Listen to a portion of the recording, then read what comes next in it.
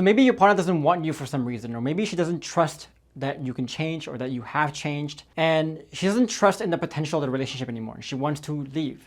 And you might think in your mind, this is a bit hopeless, this is bullshit. And what I often realize is the reason why a lot of men cannot reconcile, cannot save their relationship, is that they're way too tethered. And unless you learn how to untether, you will never save your relationship. So for those of you who are new to my channel, you might be very confused about what this tetheredness or untetheredness means. But to make it simple, basically when you think about tetheredness, it's when you're doing because you want to have. And the sole motivation and the sole reason you are doing is because you want to have. So here, your primary motivation for wanting to save the relationship, wanting to have your changes, is because you want to have the outcome of reconciliation, or you have the hope of reconciliation. And your mood will also depend on this hope or this outcome happening in the short term or not happening in the short term. They haven't learned to enjoy the process of changing, for example, in a very intrinsic way. So the process to them is just a means to an end. The end is the outcome, and the process is just a means to an end to get to the outcome. But people who are untethered, they operate very differently. So for them, the primary motivator for them doing something is that they do because they are. It has become part of their identity. They have intrinsically learned to enjoy doing the process every single day. So because their primary motivation here is the process itself, and they love the process itself, it doesn't matter if the hope of reconciling is going to be there or not, or if their partner is coming closer or further away. They're still going to keep their changes very consistent. In fact, they might even double down on their changes whenever their partner starts to take the having away from them, take the hope of having away from them as well. Now, if you've been following my videos for a while and you have heard this concept of tetheredness or untetheredness, a common misconception I see a lot of people making about this concept is that they think that being untethered is just about not giving a crap about your partner, not giving a crap about reconciliation. And we'll talk about why this is a major misconception later on, but again, the concept of untethering is not just about not giving a crap. It's not just about letting your partner go and not caring if she wants to divorce you, give you space, whatever it is. But it's untethering from that outcome, but also retethering yourself to the process. So getting addicted to the process itself. And if you don't become untethered here, there's really 5 major issues of why I say you cannot reconcile if you don't get untethered first. Because tethered people, one, can never be a leader. They can never be a leader of change. So for example, because you're tethered, if your partner's in a bad mood, you also get in a bad mood. If your partner feels hopeless, you also feel hopeless. Basically, if you look at the behaviors of tethered people, they let whatever circumstance they're facing right now to define what they do. So they let external stuff define them, what they do, what they think, what they feel, etc. They're tethered to it. But if you look at any good leaders in whatever field you can think of, whether it's athletics, whether it's business, if you look at the good leaders in your life right now, good leaders are never tethered. Because let's say you are a leader for a company and all your employees are feeling hopeless, all your employees are panicking, all your employees are having a hard time and they're kind of running around with their heads on fire. If you're tethered and you let people's panic and people's hopelessness make you panicked, then you're basically letting your employees lead you. You're not leading your employees at that point in time. And the same thing, if you're letting your partner's behaviors and thinking and feelings affect you, affect your processes, you're not leading that relationship. You are letting the relationship lead you, control you. So real leaders, they don't let outside stuff control them and influence them. Real leaders are the people who know how to source that inspiration from within, and they're the ones who then inspire and lead and influence other people. So it's the other way around here. I hope you guys see this. And the only way you can do this is if you come from a very untethered state. But again, you cannot let that hopelessness make the captain, the leader of the ship, feel hopeless too. Because once the captain sinks along with the crew, the whole ship is a goner.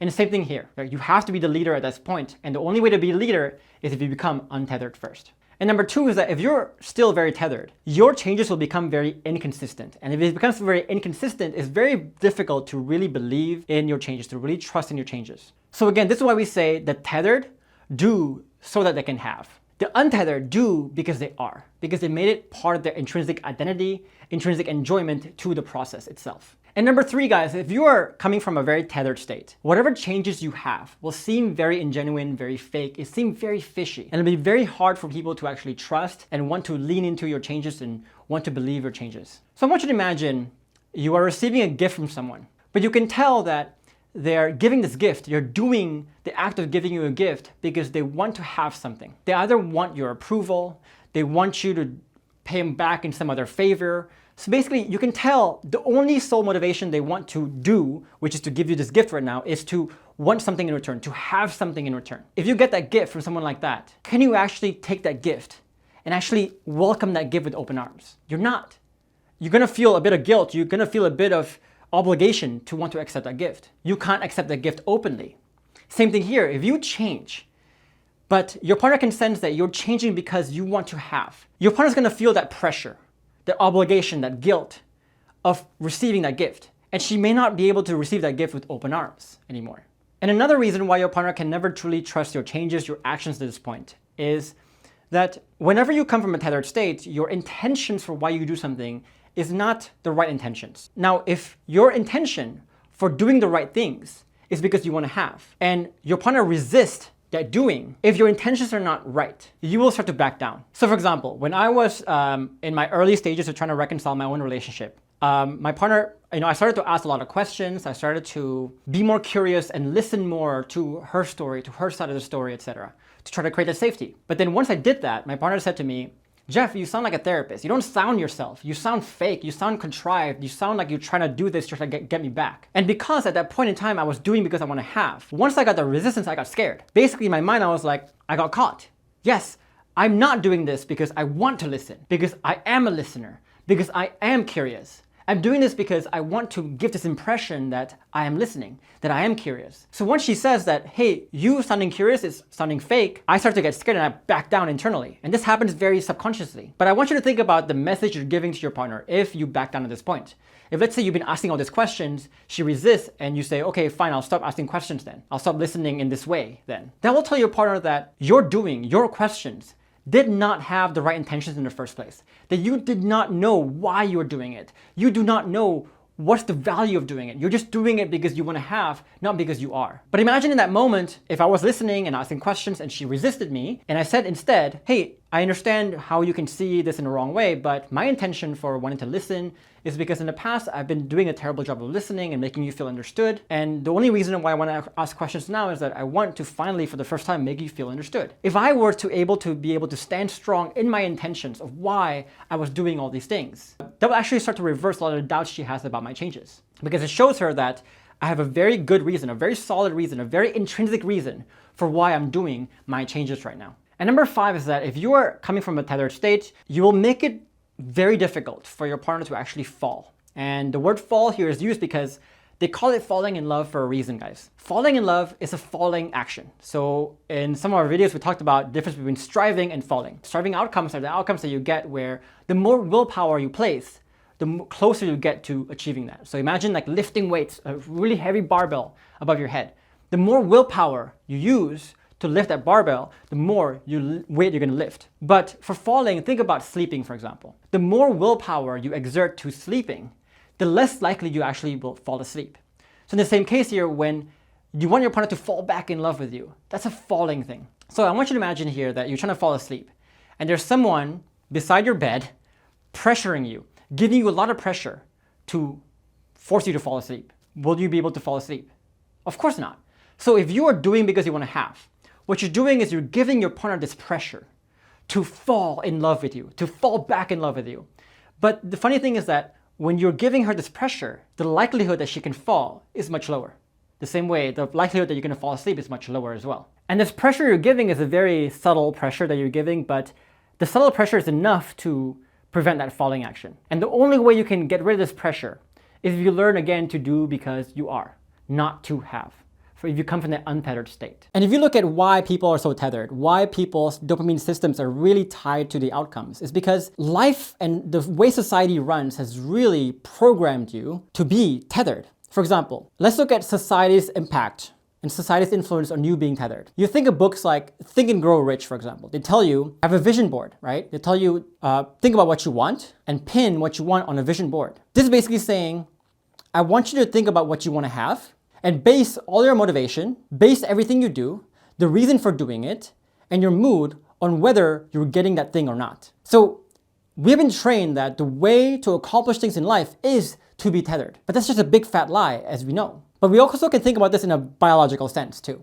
If you think about it, there's been evidence to show that Humans have been hunting and gathering for the last 2 million years. And if you think about it, hunting and gathering moments are the moments, the periods of human life where we're actually rewarded, where it's actually good to be tethered. Because our motivation for hunting needs to come from that short-term satisfaction of getting the having. So for example, if we are hungry, but the hunger doesn't motivate us to hunt for food right here, right now, then we'll be very bad hunters and gatherers. But the world has evolved since the farming revolution and the industrial revolution, where now it doesn't actually pay off to be tethered anymore. For example, if you want to lose weight, you are going to have to do the processes for a very long time before you get the outcome of losing weight. If you want to build a business, you would have to do the process intrinsically without getting an outcome for many, many years or even decades sometimes. Notice that since the industrial revolution, since the farming revolution, there's a lot more delayed gratification here. And if you're tethered to that short-term having, to your circumstance, you can never withstand the moments of having no outcomes or having no hope for the outcomes to actually get the success eventually. And this is why a lot of people remain stuck in the cycle of failures, because they don't realize that our human bodies have evolved for 2 million years to make us tethered, to make us hunters. But in the last couple of hundred years, since the Industrial Revolution and so on, do we actually have society changed to only reward farmers, to only reward long-term thinkers, to only reward untethered people? So again, if you look at this biologically, our human bodies will always pull us towards a state of tetheredness. And the people who are successful in this modern day and age are the people who can do what is not natural, who can fight this nature to be tethered and to be untethered. And the last thing to understand too about why it's so hard to untether is what I call the rewards and punishment paradox. So I want you to think about any bad habits you can think of. Smoking, eating unhealthy, not working out, etc. Even emotional addictions or emotional habits that are not good, like getting angry, for example. You know, if you get angry, you get the instant satisfaction of being able to experience that catharsis. When you eat a cheeseburger, when you smoke a cigarette, you get the instant hit of that nicotine right now. But you may not get cancer, you may not destroy your relationship, you may not die of a heart attack until 10, 20, even 30 years later sometimes. So here, any bad habits you can think of, they reward you right now, but they always punish you much later. But if you think about any good habits you can think of, they'll always punish you right now, but reward you much later. If you eat a salad, if you work out, you may not lose that weight till many months later. If you try to do the correct things in a relationship, you may not reap the rewards until 5 years later. But you feel, when you exercise, you feel that pain right now. You feel the dissatisfaction right now. So any good habits, they punish you now and they reward you later. So with my clients, I take them to 5 different stages, 5 different steps of how they can program their brains and program their body to become more untethered, so they can come from a more genuine place, from a more proper place, from a more effective place as they're trying to reconcile in their relationship.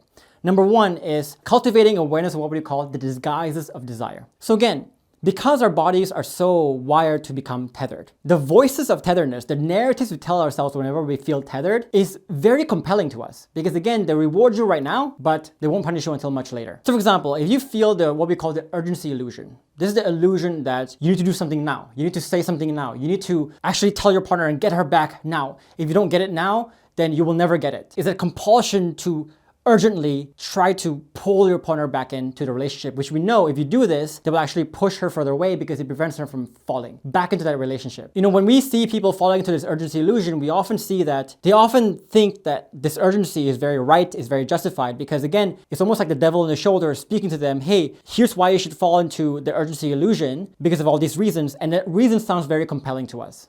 So these voices, while they sound very compelling, guys, you have to understand that we call them disguises for a reason, because they're lies disguised as actually good thinking, good advice for yourself. So the first thing we do in our program is we teach people what does disguises look like. So we have 7 disguises that we talk about, and I want my clients to understand what are the 7 disguises and what are the typical voices sounding like, and what are the lies they usually tell you to get yourself more tethered. And once you can spot these voices, whenever you get these voices, you can start to understand, okay, what is a disguise and what is not.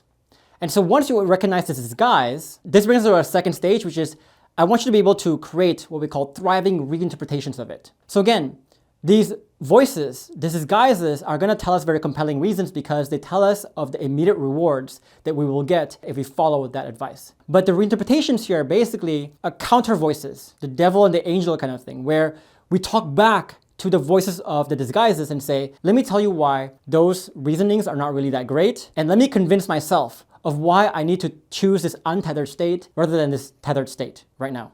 In the same way, for example, as the voices you feel when, let's say you're sitting on your couch one day and you know you need to work out, but you're too lazy to do so. You have all these voices telling you, I don't really need to work out. I don't really need to do something right now. I deserve a day off. I'm human after all. I've had a rough week. You have all these voices telling you, don't work out. We're basically trying to fight this to say like, hey, let's give some more compelling reasons to why you should work out. Let's kill all these excuses, all these reasons, all these really bad disguises, and let's start to motivate ourselves to work out. Same thing here. Right? We have all these reasons for why we should be tethered, and we have all these reasons now for why we should be untethered. And in our program, what we do is we not only identify for people what these disguises are, but the reinterpretation for each of the disguises as well. And the third stage is what we call mythologizing the process. So basically with being untethered, not only are we trying to untether away from the outcomes and the circumstance, but we're trying to retether to the process. In order for us to retether to the process, we need to learn how to mythologize and make that process into something legendary. Make it compelling for us to want to follow it, to want to do it, to want to get addicted to it. So right now, for example, if I ask you, hey, how was your day? Odds are pretty much 100% that you will answer that question based on my day was good because of certain outcomes, or my day was bad because of certain outcomes. But when have you ever said my day was good or bad because I did a process? Almost never. Because again, getting that dopamine hit from checking on the outcomes and seeing the outcomes has become something very legendary and like a mythology to us. We get addicted to looking at outcomes like that. But now what we're trying to do is, okay, while it's very compelling and very addictive to look at the outcomes, I want to make it more addictive to actually look at the process, to actually focus on the process, to actually think about the process. And once we have the voices to talk back to the tethered state, and once we have kind of our myth formed about the process, then we want to program this stuff into our soul, into our new identity basically, to make the state of untetheredness into our natural default. And we use a technique called autosuggestions, and this is basically using your sense of sound, hearing, and also your sense of sight to really program those new beliefs into your mind. And if you really think about it, guys, there's a reason why we remember jingles. There's a reason why jingles stay in our mind for sometimes weeks on end, and why we dream in vision, in what we have seen, etc. It's because sight and sound are the two senses that are most closely linked to memory. So we want to use this to our advantage when we try to program ourselves, and we want to program the internal default of being tethered, those mythologies that you have, and those reinterpretations that you have, we want to make that your lowest default into a jingle in a way that you keep in your mind, and it becomes part of your lowest default. And the idea here, guys, is to repeat the steps to maintain your state of untetheredness. So again, remember that our body's default, our society's programming default is to get us towards a state of tetheredness. So we always have to fight nature to get and stay untethered as well. So guys, if you want to learn more about the state of being untethered, and higher level internal shifts like bulletproof vest, like identity shifting, or growing your self-esteem to eventually help you reconcile in your relationship, to make you more genuine and to make everything you do more effective, to allow you to reconcile in your relationship, I want you to join me in my masterclass on the 5 proven steps to rebuilding your relationship from the ground up. In the masterclass, I'll show you all the exact steps that all my clients have used to take them from a very dire state to where they are today. So if you want to join me in the masterclass, click the link above my head, also down below this video. But for now, guys, I'll see you in the next video.